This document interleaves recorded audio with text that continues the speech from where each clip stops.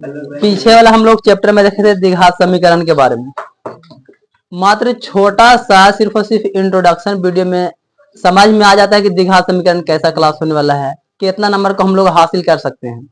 ठीक उसी तरीका से आज का चैप्टर है समांतर श्रेणी, चैप्टर नंबर 5। इसमें भी उसी तरीके से समझाएंगे थोड़ा सा कि कैसा कैसा क्वेश्चन है, जो कि अभी पढ़ करके और समझ में आ जाएगा कि चैप्टर में हम लोग को कैसे पढ़ना चाहिए, और अप्रोक्सीमेटली 10 नंबर के आसपास में इससे तो हासिल हो ही जाएगा। तो थ्योरी से चलते हैं, उसके बाद लास्ट में 2-4 को क्वेश्चन भी करके देखेंगे कि कैसा कैसा क्वेश्चन आता है। ठीक है, चैप्टर का नाम समांतर श्रेणी, जिसको हम लोग शॉर्ट में एपी बोलते हैं। अधिकतर वचन है स्पेलिंग याद रहे ना रहे उसको इंग्लिश में क्या बोलते से नहीं, लेकिन शॉर्टकट नाम से ही ज्यादातर इसको बोला जाता है। समांतर श्रेणी भी वचन बोलता है और एपी ज्यादा बोलता है, लेकिन इसका जो पूरा स्पेलिंग है वो वचन यूज नहीं करता है। अर्थमेटिक प्रोग्रेशन इसका पूरा स्पेलिंग बोलते हैं।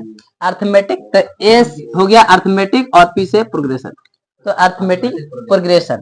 और यही चीज जब इंटर में पढ़ोगे तो उसमें आएगा एपी, जीपी और एचपी, वहां 3 चीज को पढ़ने को मिलेगा।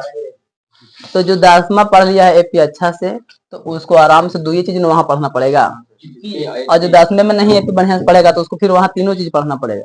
इसलिए थोड़ा भी पढ़ लोगे तो थोड़ा सा वहां समझना आसान हो जाएगा, सेम टू सेम रहेगा। तो समझना पहले कि आखिर समांतर श्रेणी क्या होता है। समांतर श्रेणी क्या होता है, तो ये एक तरह से संख्या का सूची है, संख्याओं की ऐसी सूची जिसमें प्रत्येक पद अपने पद में एक निश्चित संख्या जोड़ने पर प्राप्त होता है, या तो फिर पहले पद के अतिरिक्त भी हो सकता है वो। तो समझने की बात है, जैसे यहाँ पे समझा देते हैं थोड़ा सा कि किसी भी संख्या में जोड़ने पर, तो सब यहाँ तो एग्जाम्पल है ही, एग्जाम्पल को देख सकते हैं। एक है, एक में फिर एक जोड़ते हैं, दो में एक जोड़ते हैं, तीन में एक जोड़ते हैं, चार में एक 5, इस तरीके से डॉट डॉट डॉट जहां तक भी जा सकता है। तो जब ऐसा चीजें रहेगा तो ये एपी है। इसको थोड़ा सा और हम अपना भाषा में समझाने की कोशिश करते हैं कि समांतर श्रेणी एग्जाम में आता है कि निम्नलिखित में से कौन समांतर श्रेणी में है, या तो फिर कौन समांतर श्रेणी में नहीं है। एग्जाम में हमेशा आते रहता है 2 या 4 क्वेश्चन पूछ देगा ऐसे में से कि समांतर श्रेणी में है या नहीं है।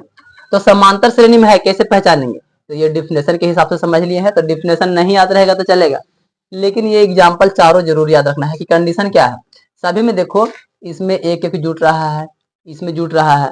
अब इसमें देखो कि जो मार्जिन बीच का है वो एक है, एकरो में भी एक है, फिर एक है, फिर एक है, एरो में भी मार्जिन एक पड़ रहा है, एरा में 3 है, यानी कि 0 0 0 जोड़ो 0 0 0 जोड़ो, तो इसमें 0 0 का मार्जिन है, सब में बराबर।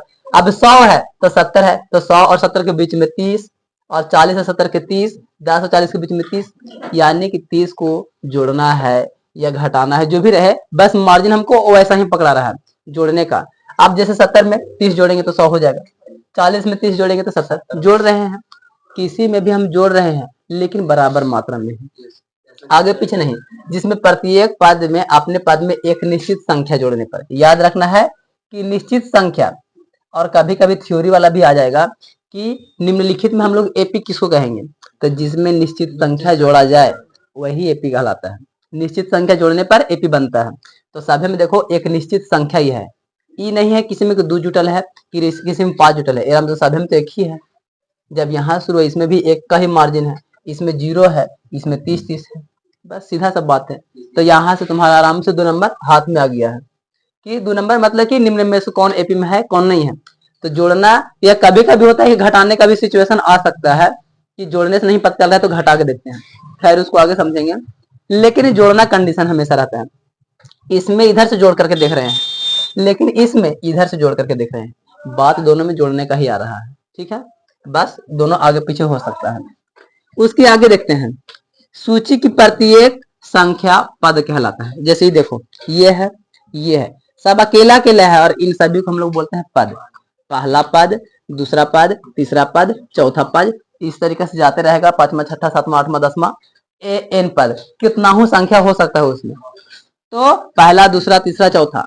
अब पहला पद को क्या बोलते हैं, दूसरा पद को क्या बोलते हैं, तीसरा पद को क्या बोलते हैं, चौथा पद को क्या बोलते हैं। तो यहाँ देखो A1 पहला पद, A2 दूसरा, A3 तीसरा, A4 चौथा, A5 5वां, इस तरीका से AN जितना नंबर वाला रहेगा उतना ही हमको पद निकल गया। तो सीधा सीधी यहाँ पे समझ में आ गया कि सूची का जितना भी संख्या रहता है उसको हम लोग पद समझते हैं। अब कभी कभी ऐसा ऑब्जेक्टिव तो खैर अभी तक नहीं देखे हैं, लेकिन कभी कभी ऐसा बोलेगा कि निम्नलिखित का पद ज्ञात करें, और ऑप्शन में जो रहेगा क्वेश्चन वहां पे संख्या सिर्फ रहेगा और कुछ और चीजें रहेगा, लेकिन तुमको ऐसा चीजें नहीं रहेगा। ये एग्जाम में आता है 2 नंबर के लिए सवाल। तो तुम्हारे पास ऐसा फिर लिख करके देना पड़ेगा, फिर ए निकालना पड़ेगा, फिर A1 मतलब A2, फिर A3, फिर A4, ऐसे करके सजा के लिख दोगे और फिर ऐसा में से कर दोगे, तब 2 नंबर मिलेगा। तो कंडीशन अलग अलग हमेशा रहता है। उसके आगे समझते हैं। निश्चित संख्या एपी का जो सार्वंतर होता है, जिसको हम लोग कॉमन डिफरेंट बोलते हैं। निश्चित जो संख्या रहेगा, जैसे कि अभी हम लोग देख रहे थे कि 1 और 2 के बीच में एक मार्जिन, 2 और 3 के बीच में एक है, 3 और 4 में एक ही है। तो जो निश्चित संख्या है उसी को हम लोग बोलते हैं सार्वा अंतर। एग्जाम में भी आता है कि सार्वा अंतर ज्ञात करे। तो ज्ञात करने का फॉर्मूला अभी आ गया है, A2 माइनस में A1, या तो हो सकता है कि A3 माइनस में A2, A4 माइनस में A3, यानी कि हमेशा बड़का में से छोटका। ठीक है, यानी कि दूसर का पद में से पहल का, तीसर का पद में से दूसर का, चौथा का पद में से तीसर का। जैसे यहाँ देखते हैं कि 2 में से 1 घटाना है, 3 में से 2 घटाना है, 4 में से 3 घटाना है, जो बीचवा में आ गया उन्हीं को हम लोग बोलते हैं सार्वांतर डी। अब ये कोई जरूरी नहीं है कि हम सभी में से घटा कर देखेंगे, पहले जान लेना है। जांचने के लिए बोला जाता है कि एपी जांचिए, तो सभी में देखते हैं कि अगर बराबर निश्चित आ रहा है, एपी है वो पता है, तो फिर डी निकालने के लिए हमको 4 बार थोड़ी घटाना पड़ेगा, एक बार घटाओ काम हो गया। चाहे क्यूरो भी घटा लो, चाहे तो फिर A4 में से A3 घटा लो, वही बचेगा, वही डी है। चाहे क्यूरो में से दूसरा में से तीसरा में से दूसरा घटा लो, या दूसरा में से पहला घटा लो, तब भी वो डी ही निकलेगा। बस शुरुआत याद रखना है कि एपी पहचान लिए हैं, बस डी निकल जाएगा। इसको अभी क्वेश्चन भी करेंगे, बस अभी समझा रहे हैं। उसके बाद में ये भी याद रखना है कि सार्व अंतर धनात्मक हो सकता है, ऋणात्मक हो सकता है और शून्य भी हो सकता है। यानी कि जो इन लोग का बीच का जो मार्जिन बचेगा सबको घटाने के बाद में, कि कोई जरूरी नहीं है कि प्लस में ही आवे, माइनस में भी आ सकता है, जीरो भी प्राप्त हो सकता है, प्लस में भी हो सकता है, तीनों कंडीशन में से तीनों हो सकता है। आगे एपी का पहला पद को हम लोग A1 बोलते हैं, दूसरा पद को A2, जो कि समझा दिए हैं शुरू में, फिर भी यहाँ पे लिख दिए थे ताकि समझ में आवे। डॉट डॉट डॉट डॉट होते जा रहा है, तो मतलब 3 4 5 6 7 8 जो भी आ जाए, लास्ट में एनवा पद हो सकता है। तो एनवा पद को हम लोग AN बोल देते हैं, और सार्वांतर को हम लोग डी बोलते हैं। डी से व्यक्त करते हैं, सूचित करने का बात आ रहा है। तो डी बराबर फॉर्मूला ये होता है हम लोग का, डी बराबर में A2 माइनस में A1।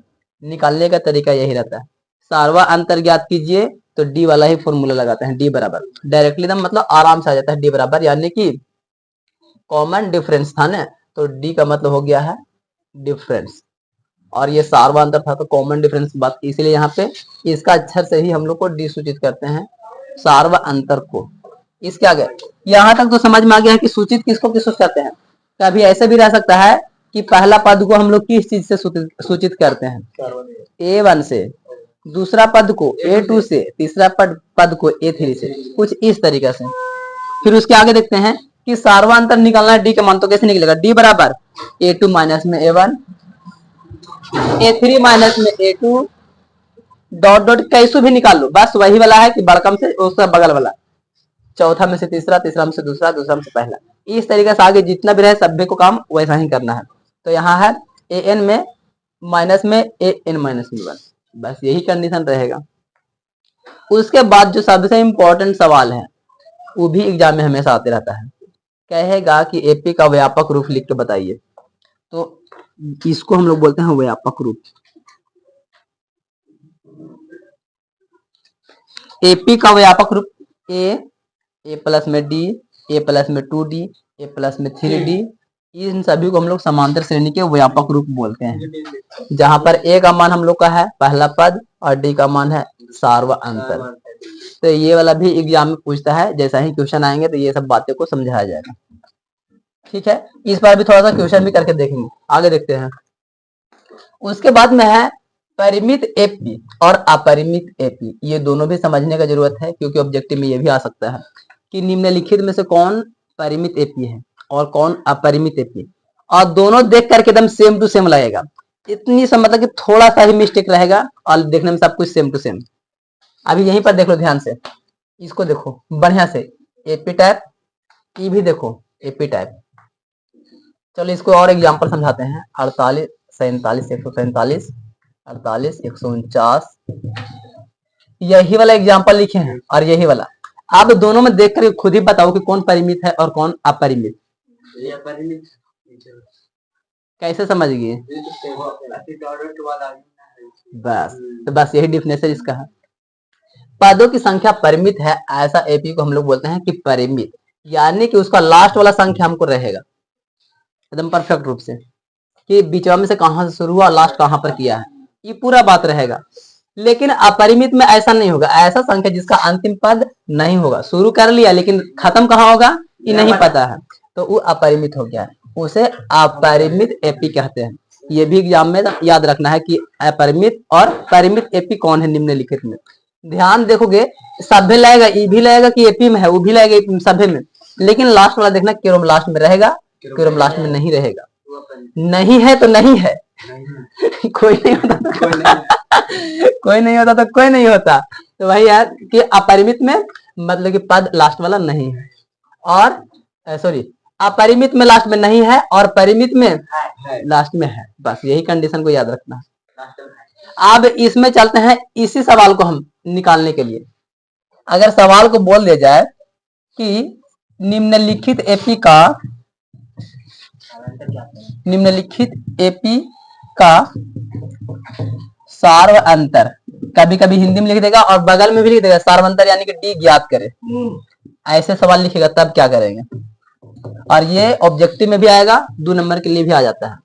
तो इसको निकालने से पहले एपी में तो जानना पड़ेगा कि एपी में है कि नहीं। तो सवाल ये भी रहेगा कि निम्नलिखित में से कौन एपी में है, कौन एपी में है। अब ये ऑब्जेक्टिव रहेगा, 4 गो ऑप्शन भी रहेगा, तो चारों को जांचना पड़ेगा। तो जांचने का कंडीशन क्या है, अभी जस्ट बताए थे कि डी यानी कि सार्वअंतर समान होना ही चाहिए। तो डी सार्वअंतर सभी को ज्ञात करने के लिए क्या करना है, इसको देखो 148 और 147 दूसरा में से पहला घटावेंगे, कितना बचेगा, एक। अच्छा 149 में से 148 घटेगा तो उसके बाद डॉट डॉट जो है जो भी संख्या रह जाए, यानी कि बीच में जो मार्जिन है सभी में बराबर रह गया नीचे वाला, तो कहेंगे कि एपी है। एक और एग्जांपल देख लेते हैं। अब जैसे यहीं पर देख लेते हैं तो 2 में से 1 गया, 1, 3 में से 2 गया, 1, 4 में से 3 गया, 1, साथ में जब 1 1 बच रहा है तो एपी है। बस एपी पहचानना बड़ी आसान है, इसमें से 2 ऑब्जेक्टिव ऐसे बन जाएगा, बन गया। अब वो बोलेगा कि सार्वअंतर ज्ञात करिए, तो जो 1 1 आया वही है सार्वअंतर। अब 2 नंबर के हिसाब से बनाएंगे क्या, तो लिखेंगे यहाँ पे हम लोग दिया है, क्या दिया हुआ है, तो हम लोग का पहला पद सार्वअंतर निकालने के लिए पहला पद, दूसरा पद, तीसरा पद, चौथा पद जो भी चाहिए, लेकिन कम से कम भी तो दूसरा में से पहला घटा दो, ये काफी है। दिया है पहला पद, पहला पद को क्या बोल रहे हैं अभी, A1 मतलब पहल का, पहला मतलब ए पहला, और दूसरा पद दूसरा पद हो गया A2, और सार्वअंतर मतलब डी, सार्वअंतर यानी कि डी। तो हमको निकालना क्या क्या है, देखो यहीं पे। तो मान ले जाए कि पहले का पद मेरे पास में है 147, दूसरा का पद है 148, तो डी निकालने के लिए A2 माइनस में A1 फॉर्मूला, 148 माइनस में 147, तो एक, तो यहाँ पर इतना कर दिए तो 2 नंबर की आ गया। हाँ हो गया। अधिकतर या हालांकि ये वाला ऑब्जेक्टिव में ज्यादा पूछता है सार्वअंतर क्या है, निम्न में से एपी कौन है, और कभी कभी 2 नंबर में देता है। हालांकि सबसे ज्यादा ये सब ऑब्जेक्टिव के लिए है, लेकिन 2 नंबर में भी हमेशा आ जाता है। तो यहाँ तक ये हो गया कि सार्वअंतर ज्ञात करिए, एपी कौन है, ये सब पहचानने को। कभी कभी ये भी रह सकता है कि तीसरा पद, चौथा पद या 5वां पद या 6ठा पद या 10वां पद ज्ञात करें, ऐसे करके। तो जो अभी देखे थे कि एपी का व्यापक रूप ए प्लस में डी, ए प्लस में 2D, ए प्लस में 3D, ए प्लस में 4D, ए प्लस में 5D, जहां भी जाए डॉट डॉट करके, और इसी के बाद में वो वाला फॉर्मूला निकलेगा Tn बराबर a plus N minus 1 into D, formula इसी में आने वाला है। तो जब हम लोग को बोले ये वाला ए एन बराबर a प्लस एन माइनस में 1 इंटू में डी, ये जो फॉर्मूला आएगा ये इसी का प्रोसेस होते होते लास्ट में ये फॉर्मूला आने वाला है। तो ये फॉर्मूला का भी जिक्र नहीं किया है, इसको भी आगे जिक्र करेंगे जब चैप्टर में आएंगे तब के लिए, लेकिन ऐसा में से भी एग्जाम में आता है। और उसमें क्या रहेगा, देखो इधर ध्यान से, इसका मतलब तो A1 हो गया, इसका मतलब A2 हो गया, A3, यानी कि 5 है इसमें। सब देखो ए में अकेले है, एरा में 2 गो है, अब एकरा में क्या है, गोई है और 2 गोई है, 3 गो, एरा में 3 गो, 1 गो, 4 गो, 5 गो, 6 गो, इस तरीके से जाते रहेगा। अब तुमको बोले कि 10वां पद दे दीजिए, तो ये वाला फॉर्मूला में भी लगा के बना सकते हैं कि ए 10 हो जाएगा और एरा पर 10 बैठा देंगे, या तो फिर इसका हिसाब से 10 लिख सकते हैं कि ए 10 बराबर क्या होता है, ए प्लस में 9D। ऐसा होता है कि नहीं? तो ए 10 में क्या है, तो ए 10, तो ए प्लस 9D हुआ, 9 और 1 10 होता है, तो एक मान जो भी था मेरे पास वो बैठा दो, 9 के 9, और डी के मान कितना है, 1, गुना करके आंसर लिख दो, हो गया। मतलब कोई भी कंडीशन से करोगे तो ये सबको क्वेश्चन को हम लोग चैप्टर में देखेंगे। बस जो मेन मुद्दा था हम लोग का वो था कि एपी बताइए कि कैसे पहचानेंगे, और दूसरा में था कि परिमित एपी और अपरिमित एपी कैसे पहचानेंगे, और तीसरा था कि सार्वंतर ज्ञात करने के लिए। ये जो कि थ्योरी लिखाता है उसी समय इतना बातें होना ही चाहिए ताकि बच्चा लोग जब चैप्टर में जाए तो उसको दिक्कत ना हो। तो आप चैप्टर में चलेंगे तो उसमें समझ में आएगा, ठीक है।